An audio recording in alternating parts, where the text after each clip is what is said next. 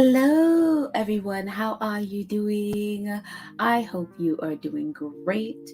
Happy Saturday, wherever you are in the world. I hope it is nice and bright and sunshiny. It is very gray in New York, so I'm so happy that I enjoyed my beautiful day yesterday because today it's not. Anyways, oh my goodness, what is going on in the world, my lord? I am so full with our faves that I don't even know where to start. But of course, as you can see on the screen, we're going to start here. But even with that, there was just so much. It was just like, I know that you guys are full. I know there was so many things that our faves talked about, or at least Meghan talked about. And of course, these amazing women that was part of the panel yesterday: Katie Couric, Erin Haynes, Nancy Wang Yuen, and Brooke Shields. I mean, amazing. I hope you guys had a chance to, if you weren't able to watch it live or listen to it live, I hope that you're able to watch it on YouTube. I actually posted the link this morning in our community page. So if you haven't already, hope you at some point get a chance to watch it. It is amazing, everything that they said. And there was so much that it was just meat and potatoes of things, nothing shallow. And I just thought it was just absolutely wonderful. I think Erin did a great job leading the panel and carrying the conversation along. Her questions are wonderful. Of course, Erin is the editor and our roving reporter as well at the 19th, which, as you can see their logo there, they and Archwell together produced this panel, this seminar, which was sold out. They were like their people are like, we've had celebrities here before, we've had the president here before, and we have not seen anything like this. The whole auditorium was sold out, and then they had an overflow room apparently that was also filled with people. And so many people in Texas wanted to hear from these women, wanted to hear what they had to say in celebration of International Women's Day. And I hope you guys had a great time celebrating International Women's Day. I was working and then I was hanging out by the water, so I had a good day. It was fine. But it was just so amazing. And I would love to hear, I'm not doing a live today, but maybe in the chat later when I post this or the next live, I'd love to hear your thoughts on it as well. Some of the things that they talked about, I know Meghan talked a lot about social media and taking off of their seminar last year about just the dangers of social media, what it could do to your mental health of kids. And I know she referred a little bit back about how heartbreaking it is and how heartbreaking that subject is when you're working with parents who've lost children because of internet hate and because of all the abuses that goes on on social media. And also Meghan talking about, when she experienced the worst of it was when she was pregnant. Both her pregnancies, and then as a young mother is when she received the worst of the worst. And we can attest to that because we have receipts, and we've been talking about that forever, about the abuse, and not just on social media. It's a lot of the things that is on social media is a takeoff from what the press, especially the British press, had been doing, and they still continue to this day doing. And it's funny because Meghan was also live streaming on YouTube, even without naming YouTube. She called out YouTube for the hate channels that's on YouTube, and she said, this is streaming on a platform, but on that platform there's a lot of pages that are, because they're incentivized, they get paid basically to produce hate, and they produce a lot of hate and they incite a lot of hate, and she talked about how damaging that is to mentally and also put physically their life in danger. And she talked about women executives in these positions. The top executive at YouTube is a woman. The top executive at The Sun is a woman. The top executive, I think she left now, one of the top executives at Facebook, the same thing. They were all women. And so many of the other organizations are women. And these women basically have their writers be just as hateful, and they encourage it and they incentivize people to be hateful. And so she called that out, and she called them to have their dues match their says. Like they say, on one hand, that she said, like they are for women's rights and promoting women and all of those things, but on the other hand, they allow abuse of women on their platforms. And she called that out, and then she called on us, to also be responsible for the things that we share online, the things that we like and retweet and stuff. We talked about that here numerous times about the responsibility is on us. What we share and what we like. I mean, would I want someone sharing? I don't care if you're trying to defend me or not. Would I want someone sharing, if someone wrote a nasty article about me, I want them sharing that around social media? And she's like, well, why would you do that? You wouldn't want that to be done to your family. So why are you sharing it? And why and by sharing it, you're amplifying it. And so she called that out. And she also talked about just the support, the kind of support that her and Harry through Archwell trying to bring to families who don't have the kind of support to deal with if they're abused, for example, in social media and all of that stuff. And also she talked about the kind of support she has at home when, in terms of, Erin had asked her about she started working with Gina Davis's foundation about women's representation, women's representation in media, also about the pay gap between men and women when a woman gives birth, and when a man go back to work, and that woman who go back to work, and just there's just a disparity between the pay that one gets. Like a man his pay would increase and the woman's would be less. And it's so funny because I was just listening to the Archetype podcast with Serena, when she did it with Serena, and they touched on this very same issue. And it just was like, the men gets increased because they're like, well, he has to take care of a family now. They don't do the same thing with a woman. And so it's like, hello. So I love that they brought all of this stuff in together.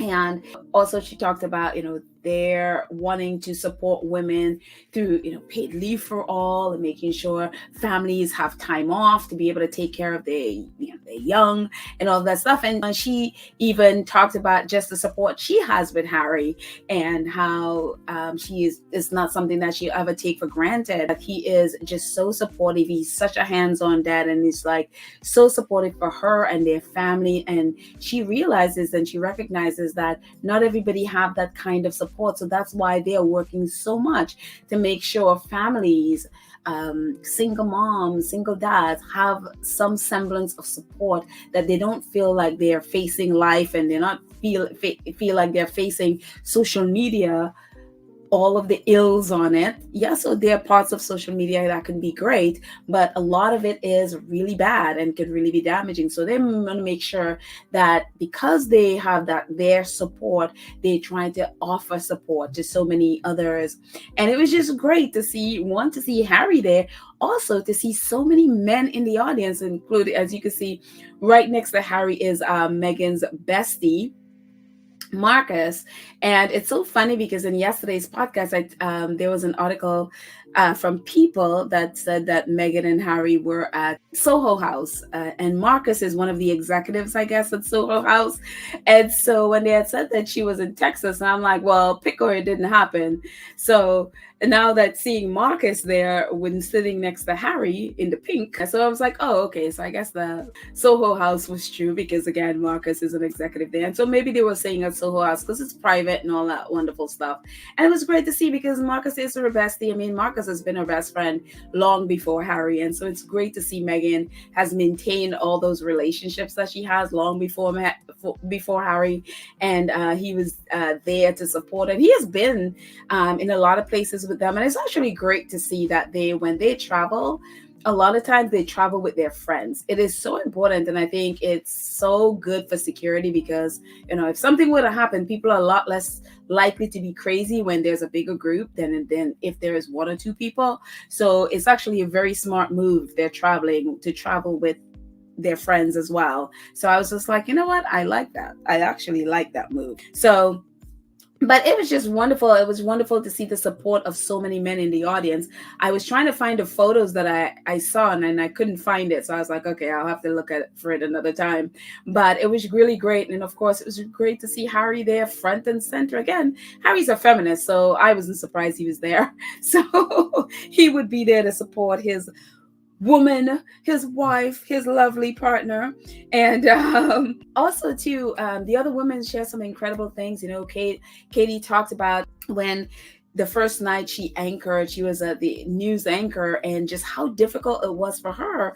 And all of these people, fellow reporters and bloggers and whatever, were just dissing her left and right, including like, Dan Rather and all the others. He basically said that basically news is now gone to dogs, I guess. Just really panning her, from criticizing her look, criticizing her outfit, that she looks fat, all of these things. It got to a point where she just was so sad. She didn't think she could do it. She didn't think she can go forward. And her daughter, referencing a quote from Samantha from Sex and the City, is the one that, encouraged her. Like, basically Samantha said, look, if I paid attention to all these people and the cleaning it up a little bit, paid attention to all this, what people say in New York, I would never get out of my house. And that really, I think, really inspired her. And I think her daughter was like 15 around there, and really was the one that, really inspired her that, look, you can do this. It's hard, but you can do this. But it's very interesting to say, Katie Couric also is a very controversial figure because she wrote a memoir as well. And it's very funny because in the memoir, she actually wasn't very nice to women who were coming up after her, who worked at NBC. And so it's very interesting that she was part of this panel sharing her experience, what it was like at NBC for her. And then it kind of, when you think back to her memoir, it kind of makes sense. Like that's the atmosphere she grew up in, or at least was raised in there at work. And in dealing with younger and up-and-coming reporters, I think part of that she allowed some of that to nastiness to kind of rub off on her, and she sort of passed that on and was not as supportive as she could have been to younger reporters, which she talked about in her memoir. People were going after her because of what she said in her memoir. Even one of the reporters that she wasn't nice to, and the woman was really gracious. She was like, I was just wanting to learn from her. I didn't per se feel anything at the time, but at least Katie was like honest about just how she was the other woman. But maybe she has changed now, and maybe she, seeing on the other end of things, maybe she feels differently about her responsibility to other women and other reporters coming up, because now she also talked about that part of the Katie Couric, I guess, company that she created with her husband is about mentoring young up and coming journalists and stuff like that. So definitely she seemed to have changed direction and not allowed her experience at NBC to further cloud who she is now. So it's good to see. Look, we make mistakes, and we change, and we grow, and we become better people. So that's the most you can ask from a person. So it's good to see that. And Brooke talks about a lot of stuff, but one of the things I really appreciate her talking about, one is talking about her age as an older woman, because I kind of grew up with Brooke Shields in the sense of, as she was growing up as a young girl. She talked, when Meghan was talking about herself, at 11-year-old, doing that writing campaign to change a commercial. Brooke chimed in at 11 years old. She was basically doing a raunchy movie. I don't remember. I think she was playing a prostitute in a movie or something like that. And so it was just very much like, oh, wow, the different childhood. She was a Hollywood kid. And Meghan was this kid at 11 in high school being a women's rights activist as a 13-year-old or 11-year-old, whatever. And it's very, very, very interesting just from her perspective, and to see her now as a mom and wife and mom. I think she's still a wife. But definitely a mom raising two young girls. And she actually even talked about, she was talking about the hate and stuff online. And she talked about her daughters are the ones that talk to her about not reading comments online. And I'm telling you, these young girls, yeah, they're really protecting her, and really, that was great advice from her kids. But there is so much stuff. There is so much stuff. I mean, they talked about, again, paid leave for all, about, supporting women. Meghan talked about, just she threw in a plug there for her podcast and all of that stuff. So that, I mean, there was just so many things that they talked about that I have to watch it again, because I just want to write down more things. Those are just off the top of my head things I remembered, but I want to go back again, and because there's so many nuggets there that I don't want to forget. So in the future podcast, we'll talk about it, because I want to hear your comments, and I could share more of what I learned. So, but the ladies were amazing. The whole time was absolutely amazing. What a wonderful, meaty hour. We could talk about it for a long, long time. No need to get into what others are thinking. So it is just, again, I hope you are able to go and watch it if you haven't. And again, if you have, let's chat on the next podcast. I think on Monday I'll do a live and we can chat about it. And also, I'd love for you to call in and we can chat about it. So Monday will be a call-in show, plus other information. But I'd love to hear your thoughts about the South by Southwest panel. So what else is going on with our faves? Well, our faves, when they go someplace, they don't just do that one thing they said that they're doing. They're always working with other organizations and all in whatever city that they're in, and they'll go visiting different things. And this is no less. They're in Texas. I don't know if they're still there. They may have left by now. But one of the places that they visited was, according to Archwell Foundation posted, and we should have known this was coming, but I wasn't thinking. It says the Duke and Duchess of Sussex visited the Archwell Foundation San Antonio Welcome Project, which supports the creation of programming for women who have recently resettled from Afghanistan. Together with the Archwell Foundation partner, Couric, this sector of the Welcome Project gathers regularly to further develop their sewing skills and build community. And so this is Meghan at the top there, working with the ladies. They were making that type of Afghan bread. And of course, Harry down there with a group, meeting with the group. And I just love this. I love this so much. Oh my goodness. And again, Harry served in Afghanistan 2 tours, so they feel a personal responsibility in making sure that the men and women who are here feel welcome. They are part of a community. Talk about giving back to them and building relationships with them. It is just so wonderful. We should have known that, at least I should have known, but I wasn't even thinking. I just thought they would go there first I was just thinking Meghan would be there, and then of course Harry's there. Now, yeah, they are visiting. They were not just in Austin. This is San Antonio, so they went off to San Antonio to visit this project, and it was just like, you go. They're doing the whole Texas thing there, but I just thought it was really wonderful. And not only that, talk about visiting that, they were also in Uvalde, Texas. Today, John MTZ, or Metz, I don't know how he says his last name, but he is the most wonderful young man. They are part of the Uvalde, Texas community by Robb Elementary School. And remember a couple of years ago where there was the massacre there, and Meghan went and visited, and the whole hubbub with that. But one of the things Meghan did was she connected with the community center there. Through that, she was able to connect with one of the teachers there that we remember them building working with Kaboom to build the community park for the community. So the community is a place for the kids and the adults could come together in this park. Sussex Squad donated benches. They purchased and donated benches to Uvalde and all of that wonderful stuff. And then they were connected. Meghan first, and now Archwell, Meghan and Harry were connected with families there. She met some of the family there at the time.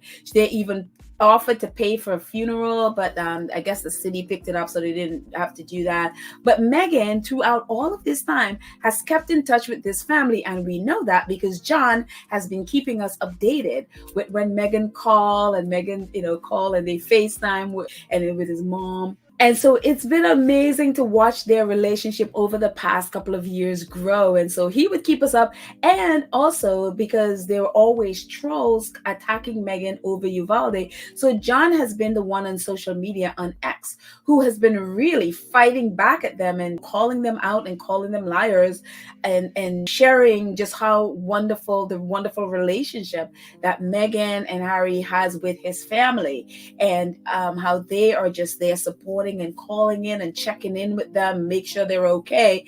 And so the thing about John, if you remember, that's his aunt at the bottom. She was a teacher at Robb Elementary School, and she was one of the teachers that were killed there.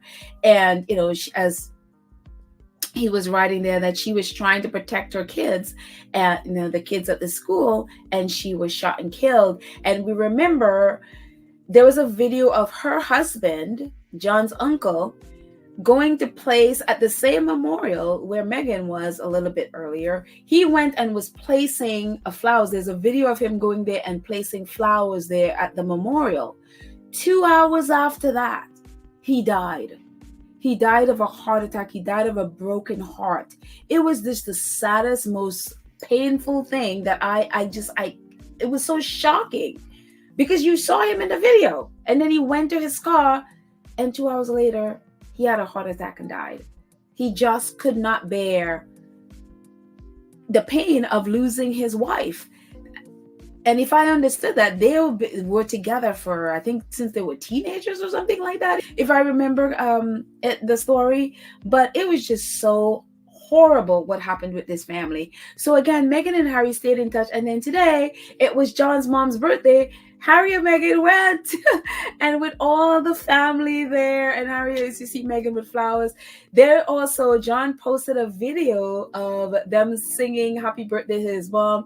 Meghan brought a cake, and then they also tried to sing happy birthday, and then she stopped when she realized she was the only one singing. She's like, I'm not the only one who's gonna sing. And then she tried to, get Harry as backup, and then someone in the audience was like, in the family was like, well, you start, and then we'll all go in and we'll sing. And so they all sang John's mom, happy birthday. It was so cute. It's one of the cutest videos. So I'm gonna post it on our community page so that way you can hear it as well. But it is just so amazing to see just the community and the family that Harry and Meghan have created through this. And John says, Meghan Markle and Prince Harry came to my house. They're such a beautiful couple. I am so blessed, so glad that they came to check up on the family. And yeah, it's so, I mean, the whole family was there at the house for the party. And I don't know why he scratched out his face there. I was like, there his face is there right there with Meghan. So, but it was just, I was just like, oh, this is just the cutest thing in the world. And so again, I'll post the video of Meghan and Harry in Uvalde. And again, I posted about this when everyone else, just about everyone, including the media, have left Uvalde and they're not talking about Uvalde. The person that they were abusing because she is the one that stayed. She is the one that stayed for this family. So she's the one that rallied around them when their aunt, Irma Garcia, that's her down there in the red. She's the one who was killed at the school. When she died, Meghan and Harry, the ones that rallied around this family and stayed. They have never left this family. And so it is just wonderful to see them reconnect and just like, oh, it's so beautiful. I can't wait for you guys to see the happy birthday video. It is so cute. And not only that, Harry and Meghan went to visit what I guess one of the only, or either the only, female owned barbecue joint in Austin, Texas. And so there they are. Apparently Meghan's team called ahead and let them know that she was coming, but they didn't know Harry was coming too. And so Harry and Meghan came, and the Austin Statesman said, Prince Harry and Meghan Markle visit La Barbecue in Austin for some briskets during South by Southwest. And so it is so cute. I was going to move my banner so I can read the whole thing. It says, one of the most famous women-owned restaurants in Texas got a visit from one of the most famous women in the world on International Women's Day Friday, and there was a prince there as well. Prince Harry and Meghan Markle, the Duke and Duchess of Sussex, stopped in La Barbecue on East Cesar Chavez Street in East Austin on their way out of town. The couple greeted owner Ali Clem with big hugs when they stepped from their vehicle before surprising customers and taking photos on the patio around 3 p.m. Clem said the famous couple, who expressed a sincere appreciation for good food, talked with her about the menu and the business she opened with her late wife, Leanne Miller, in 2012, before taking a tour of the smokers, or the place where they do their barbecue. We had a couple of laughs and talked about where our brisket came from and a little about cooking procedure, Clem told American Statesman. We also talked about how competitive barbecue world was specifically in Austin, and a little about barbecue community here in Austin and Texas. I mean, Meghan is a chef, so she will talk about food.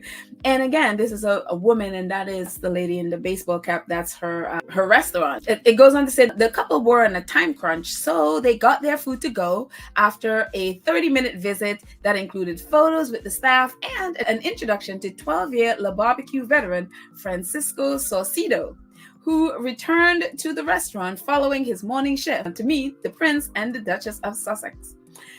So what did the royal couple eat in Austin? Clem said the couple, whom she described as lovely and engaging, ordered the restaurant's signature La Chop sandwich, a sliced brisket sandwich, and chipotle sauce, and half pound of pork ribs. Oh my goodness, they ate. Although they got it to go, they ate. They ate.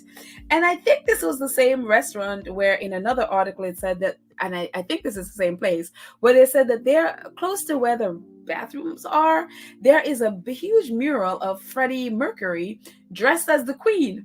And Prince Harry apparently made a joke and said that they should take a photo. They should take a photo with the mural. And then Ali Clem said, "I think you're getting into enough trouble," or something like that, or "I think you're in enough trouble as it is," or something like that. And they all thought it was all thought it was really funny. So it's really cool. And again, a woman-owned restaurant, of course, especially on International Women's Day. Meghan went to support, so as usual. So, and here she is on the side there with I guess that's the staff at the bottom, and I don't know if the lady on the left is also staff, but she might have been a patron at the restaurant, and she took a picture with Meghan. So a good time had by all. And again, they were on their way out of Austin, so maybe after that they went off to Uvalde or San Antonio, one of them, because they were in Austin, they went to San Antonio, and then they were in Uvalde. So they were busy. They had a busy 2 days. I don't know again if they're still there, but it is just really, really awesome. And apart from yesterday, this was posted a few days ago, and Meghan referred to it a little bit in the South by Southwest. She has teamed up with Gina Davis Institute, and Gina Davis is an actress, and she is really about gender in the media and women's representation in the media. So Archwell teamed up with her institute to do a study about women's representation in the media, how the media represents moms, not just women, but how they represent moms and families and all of that stuff. And so part of it posted on Archwell, it says, today, Mom First and the Gina Davis Institute on Gender and Media released the first of its kind report, Rewriting Motherhood, How TV Represents Mom and What We Want to See Next, developed with support from Meghan, the Duchess of Sussex, and the Archwell Foundation.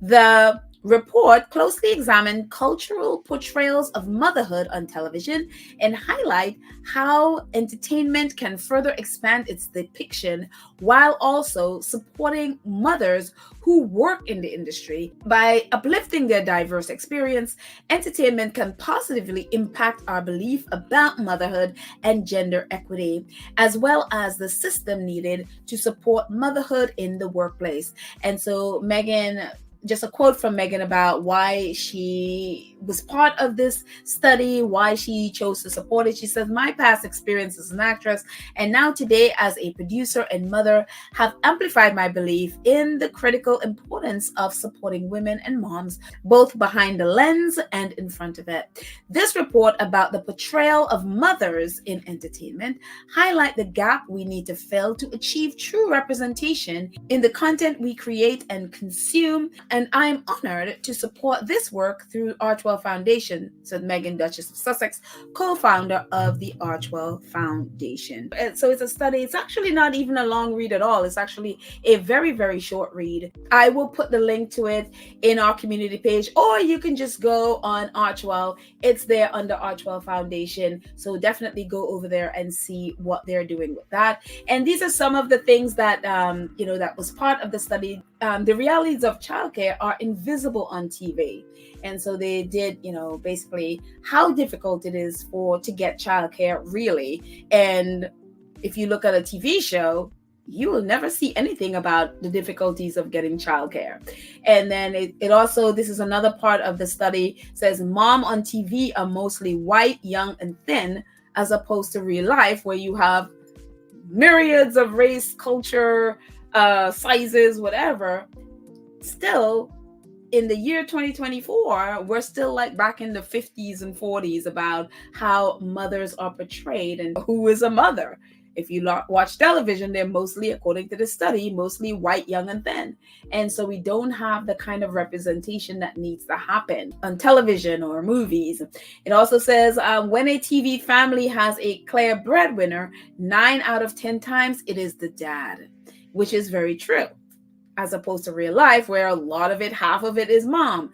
Also, there are a lot of single moms and single dads. So all of those things aren't represented there at all. So the study is really great. And it also talks about not just what we want to see, but also as an industry when it comes to hiring moms and when it comes to really when they hire moms to provide healthcare, to provide care for their kids, daycare for their kids while they work, having support for the mothers, pay, that there should not be this disparity in pay between a working mom and a working dad. And so all of this stuff encompasses actually a really good read and actually a really, really short read. So you can have it and get it in one morsel to see the discrepancy between real life and what is presented on television. And we know in order for there to be laws and stuff like that, people need to see that in front of them for them to be a lot of time motivated. If they're not, for example, I'm not a mom.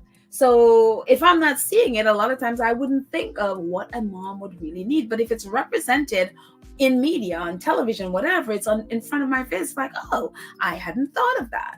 Let me go help to get laws passed so that it could help moms. But if it's never represented, then people don't really think of it. And then moms are sitting there struggling and can't get any help. So this is actually really, really, really great. And again, they talked a little bit about it at the South by Southwest panel yesterday. Again, the video is in our community page. Go check it out.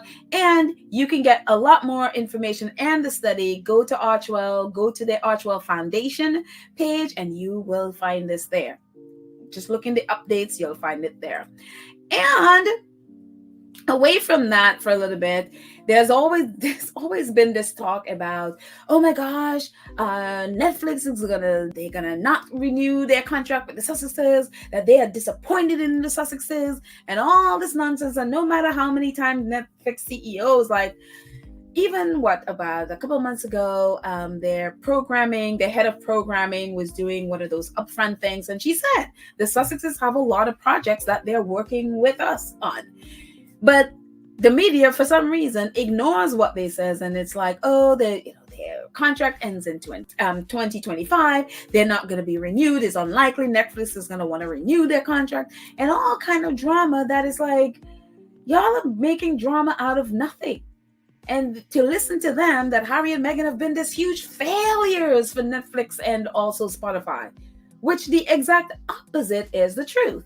And so Forbes put out this very curious article, and this article was Ted Sarandos was doing, I think he was doing this thing where actually the head of Disney was supposed to be a part of this, but he was taking care of some contract thing, I think in New York or something, and couldn't be part of it. And so Ted Sarandos stepped in and this interview, and so they were asking him about the programming, I guess. And so he talked about what they expected when they signed, what Netflix expected when they signed Michelle and Barack Obama's and also Harry and Meghan's contracts. And so these are some of the things. It's quite a, they talked about these things, and they also go off and talk about other things as well. I'm going to put the link in the show in our community page. So if you want to read it, definitely go ahead and read it. But these are some of the things it says about both couples. It says Netflix CEO Ted Sarandos said he did a production deal with the former President Barack Obama and his wife Michelle Obama after they left office because they have great skill set to produce programming for the streaming giant. A deal that already paid off with multiple Oscar and Emmy nominations and wins. And signing the deal with Harry and Meghan and his wife Meghan Markle also worked well, stirring controversy, but also excellent viewership, he said. And, he went in and talked a lot about the deal with the Obamas and just how amazing it was. And it's actually been incredibly successful for Netflix in terms of viewership. Not as much as, say, Harry and Meghan, but their viewership has been great. They have just about everything they have produced with Netflix have won awards, whether it's Emmy, Oscars, and all of those things. So it paid off for them triple in that way. And again, when you were president of the United States, then you have the skill set definitely to be producing things. That's who they are. And of course, the president is a writer. He has written 2 successful books. So has Michelle. They are just hello. So of course they will. And he talked about them surrounding themselves with incredible people who were able to produce the kind of work that they want and have basically the results that they were looking for.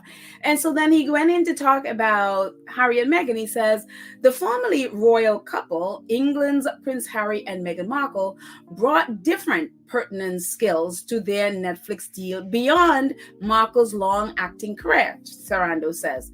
The documentary we did with them is still one of the most watched documentary of all times on Netflix, and huge, particularly in the UK, where people just devour everything about them, which is very interesting because we know that the British media are always telling people like how horrible the Sussexes are. Their minions are like, they're going to cancel Netflix and all of those things. So it's very interesting to see. Ted Sarandos says that how huge the docu-series was, especially in the UK. And he's like, where people just devour everything about them. He goes on to say, they're controversial, but that's a really good thing. You may love them or hate them, but you're watching. And I do think that they're going to be very strong storytellers with great exposure to media in terms of what people want to talk about, what they think about, and they're great at getting attention. Not incidentally, Sarandos says, they've taken that attention and turned it into great philanthropic work around the world. And you can see the kind of impact that they have and that they can have on other celebrities, which is very smart. And we're really happy with that one too. And so, yeah, they're definitely, I don't even think they are controversial per se. People make what they say controversial or what they do controversial. I don't see them as controversial at all. So I definitely think differently. But I love the fact, and I didn't know that Netflix was they were interested in this part, but they are so excited about Harry and Meghan's philanthropic work and how they have used that and how they spread that around the world. And they're like, yeah, we see the kind of impact that they have in the world. We see that kind of impact that they have on other celebrities. And he's like, that's really smart. And we're really happy about that too. So again, Harry and Meghan, there's so many things about them that is amazing. That is like, it's a win no matter what for Netflix. And, they talked about all Harry and Meghan have a lot of other projects working with them, scripted, unscripted stuff that they're doing with Netflix. So again, look, whatever happens when they decided whether to end their contract or if they move forward, it's a win-win for Netflix. You know what I mean? They have past work with them that's been successful. There are other stuff that they've done with Netflix that haven't been as successful, but they can be over time. And the stuff that's coming up with them. And again, they are excited about their philanthropic work as well. And so it seems like they have a great relationship. So I think those over on the pond could just chill with that for a second. Like, they're not going anywhere. And even if they did like another whole year, and I just found out that I think they've just got a writer for Meet Me at the Lake, the film that they optioned. So they just got a writer for it. So that is moving forward. And so very excited to see what other stuff that they are working on with Netflix. But the Netflix bosses are happy with the successes. No matter what others say, they're happy with what they're doing. So fantastic news. And talk about happy, Lemonada is probably rolling over excited, because look who this 2-year-old podcast, look where it is on the podcast chart on Apple Podcasts. Number 2, right behind Joe Rogan. I mean, this is a 2-year-old podcast again. We've all heard this before. This has been out there for 2 years. It was on Spotify all this time. And it is number 2 on Apple. I mean, it is wonderful. And so you can watch it, listen to it on either Lemonada. You can go and listen to it on Spotify. You can listen to it on Apple, Amazon, wherever you get your podcast. I think it should be on Audible. It might be there as well. But it's number 2. I mean, hello. Look at all the new podcasts out. Yeah, we have a 2-year-old podcast, and it's number 2 right behind Joe Rogan. And it's a number 2 in the US, and it's in all categories. It's number 2. And I think it's number 1 in culture and something. I forgot what it's culture and something is the category, but it's number 1 there and number 2 overall. And so kudos to Meghan. That is the power. People want to hear from her. People want to listen to what she has to say. And so much of what she has to say, people just keep quoting it because they're such wonderful nuggets. And so I just finished listening to Serena and Mariah, and I'm going on to others. So it's just so great to hear Meghan. Congratulations to Meghan. Her now pink pink coloring, so I had to put pink borders, so there you go. Joe Rogan's a mug there just ruins everything, but that's all right. Not only Meghan's podcast is doing great. Talk about the UK gobbling up and feeding on everything Harry and Meghan. Thank you, R.S. Locke, for alerting us.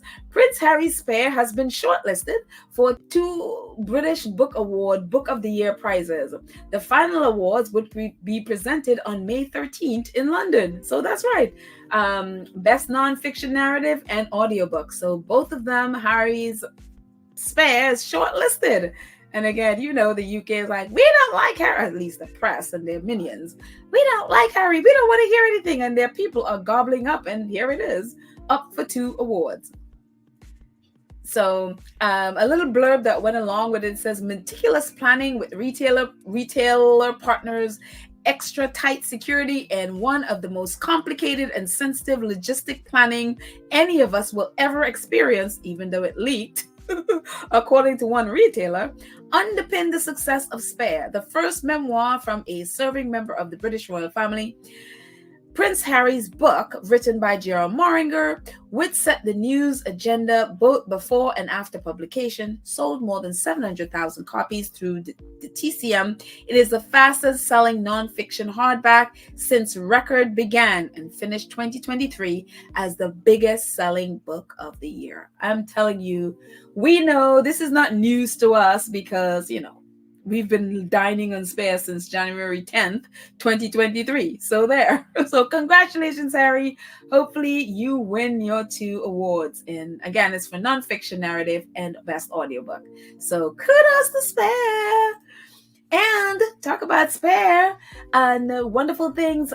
Invictus Games, they are celebrating. They are volunteer.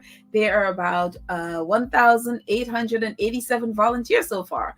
Says today we celebrating hitting a remarkable milestone in our collective shared journey. Almost 2,000 volunteer applications reached this week. More than 1,370 Canadians who have applied.